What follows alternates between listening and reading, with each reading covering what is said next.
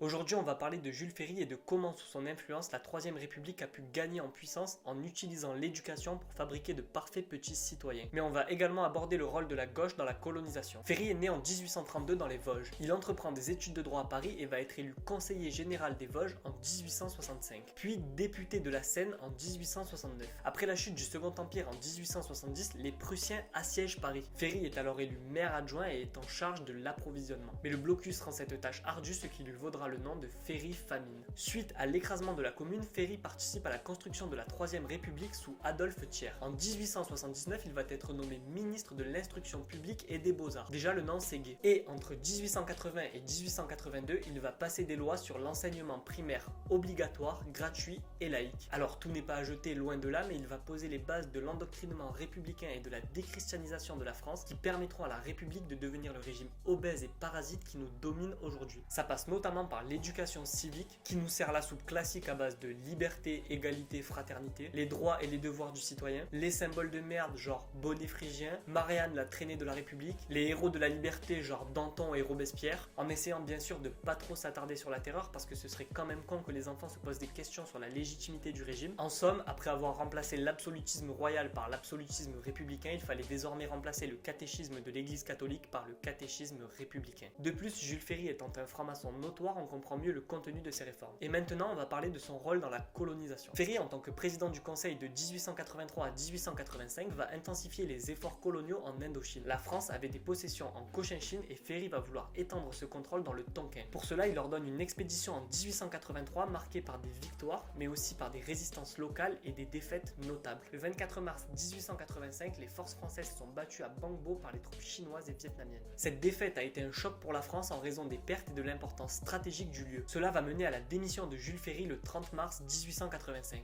En juin 1885, la France et la Chine signent le traité de Tianjin, reconnaissant la protection française sur le Vietnam mais sans gains territoriaux supplémentaires pour la France. Ferry se justifiera alors lors d'un discours célèbre le 28 juillet 1885 dans lequel il dit, je cite, « Messieurs, il faut parler plus haut et plus vrai. Il faut dire ouvertement en effet que les races supérieures ont un droit vis-à-vis des races inférieures parce qu'il y a un devoir pour elles. Elles ont le devoir de civiliser les races inférieures. Les nations européennes ont un droit de coloniser parce qu'elles ont le devoir de civiliser. » Le discours illustre parfaitement la vision de la gauche sur la colonisation, qui maquille son impérialisme derrière les idéaux des Lumières et s'appuie sur l'administration coloniale majoritairement de droite et conservatrice pour faire appliquer les réformes et maintenir l'ordre, lui permettant par la même occasion de se dédouaner de toute responsabilité. Bon, et pour revenir au petit Jules, il aura aussi joué un rôle en Afrique en soutenant la colonisation de Madagascar et l'expansion en Afrique de l'Ouest, notamment au Sénégal. Après, je sais que pour certains, la